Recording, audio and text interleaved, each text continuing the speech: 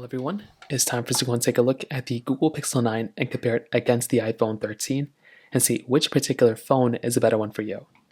Now, both these devices are very interesting. Clearly the Pixel 9 I think is the better one in some ways, but the iPhone 13, being almost 3 years old now, it's very interesting how this phone has been holding up for the last couple of, years. So let's see how they both compare. If you want to pick up either one of these phones, links will be down in the description. You can get them from there and you can help support the channel at the exact same time. So, starting off with the outside, the iPhone 13, which came out back in 2021, on the front of this phone is giving you a 6.1-inch Super Retina XDR OLED display. And I do think overall it's a good looking panel. I do think Apple did a really good job with this phone when it first came out. And in a lot of ways, it still holds up very, very well. Maybe it's not the most perfect phone of all time, but I do think if you're going to go and pick up a phone, this is a fairly solid option. It's a fairly good display, it gets fairly bright. You do have the notch up top, which can be kind of annoying, and it is a 60 hertz panel, which is a little outdated nowadays, but I do think it's an okay phone, and it's an okay panel for the most part, at least in this day and age. The Google Pixel 9, on the other hand, this phone is giving you a 6.3-inch OLED display. So this one is, I would say, better. For one, it gets brighter, which is nice.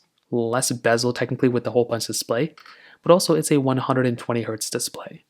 So this thing I think arguably is probably the better panel here. I won't even have to argue with it because it is a better panel. I can't really think of a way where the iPhone 13 is better. Maybe if you like a smaller display phone, maybe that one is the better one. But in every single way you can imagine, the Google Pixel 9's display is going to be better than the iPhone 13's display, as it should be because it is a newer phone. In terms of the bodies, one thing that the Google Pixel 9 has kind of going for it is the fact that it does have a flat, more modern side to it.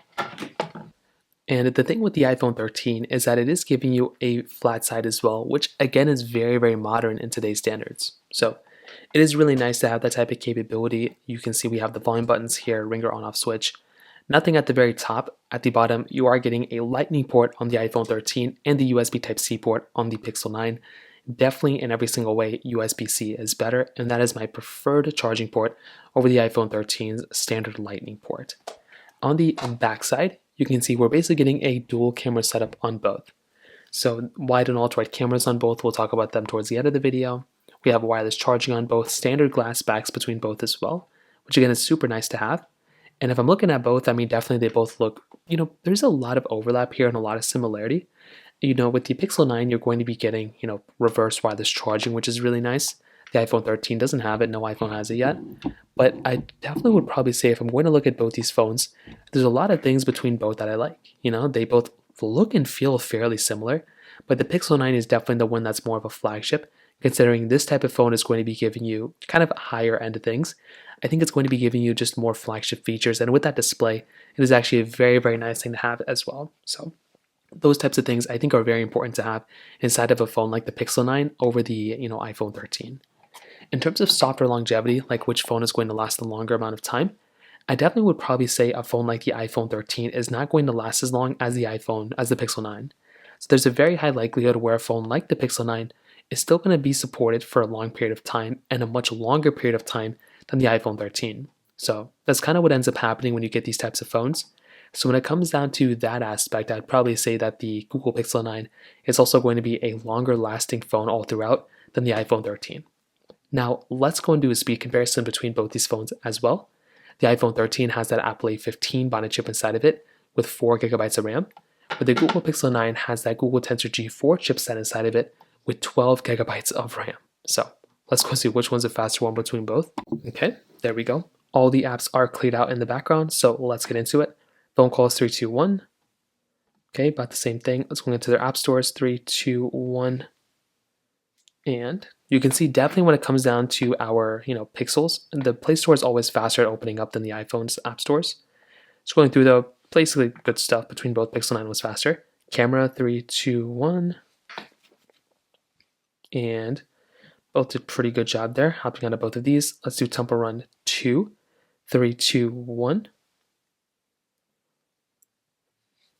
And this isn't the most intensive game of all time, but it is still a very interesting one to test nonetheless. And you can see right here that the Pixel 9 was slightly faster than the iPhone 13, just ever so slightly, but still fairly nice. Like I like having that type of capability on the Pixel 9 of just basically being able to have like a good fast phone. Right here, you can kind of see what's going on here too. So many pop-ups on the iPhone 13, I have no idea why. Hopping out of this one towards the end finally, let's go and click play, 3, 2, 1. And on this side, you can kind of tell what's going on too. And I probably would say when it comes down to both, I mean, the gameplay here is fairly similar on this basic, application.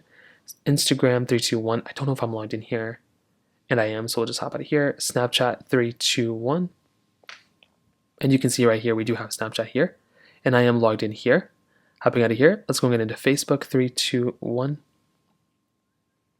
And 2 different pop-ups for the Pixel 9 I think was faster. Snake versus blocks, 3, 2, 1. And you can see right here, the Pixel 9 was the fast one here as well. I'm pretty much going to be honest, I'm pretty sure that the Pixel 9 is going to be the fast one every single time, which is fairly interesting because yesterday when I compared the Pixel 9 against the iPhone 14, I was noticing the iPhone 14 to be actually giving us a faster experience overall than the Pixel 9. That was the one thing that I noticed there, which is genuinely pretty crazy.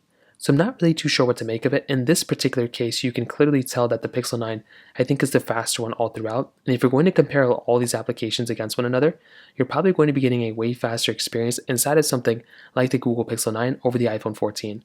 Also, the advantage of having that 120 Hz display means that when you're scrolling through and you're getting inside of an application, things just seem so much smoother. And that's the really nice thing about having like a Pixel 9 and a 120 Hz display, because things perform and just feels so much smoother at the end of the day. So from that perspective, that kind of covers it up here for the most part. Now, on top of that, when it comes down to the camera side of things, the cameras here I think are very, very nice. So you're getting a wide and ultra-wide camera inside of both these particular devices. So that right there is a very big thing to keep in mind.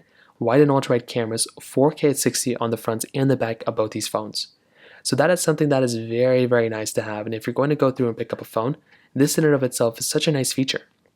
Now, inside of the iPhone 13, this type of camera I would believe is like fairly good for the most part, right? It's a fairly good camera.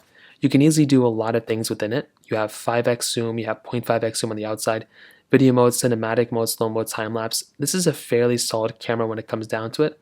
Although it's not perfect, I still think it's a very, very good camera, and it definitely gives you a really good experience. Inside of something like the Google Pixel 9, I definitely do think this type of camera is also very good, and it is probably better than the iPhone 13. So inside of this phone, you're getting portrait mode, add me, long exposure, action pan, getting portrait mode, photo mode, night sight, panorama mode. So just from this camera alone too, there's a lot of good capability behind this type of lens, which is something I love seeing.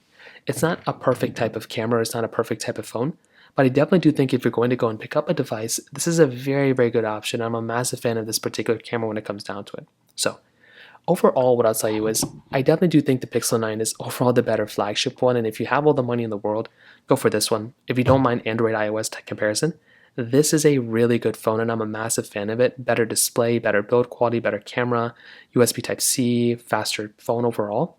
I think the iPhone 13 is a very, very good value though. Like from a value per dollar standpoint, this is probably one of those phones that I look at as being a very good value per dollar when it comes down to it. So from that side, that kind of covers it up there. If you have any other thoughts or questions, please let me know in the comment section below. Hit the like button, that would mean so much, but definitely hit that subscribe button. More importantly than everything else, I love every single one of you guys. Hopefully I'll catch you guys in the next video. Peace out, Sultan.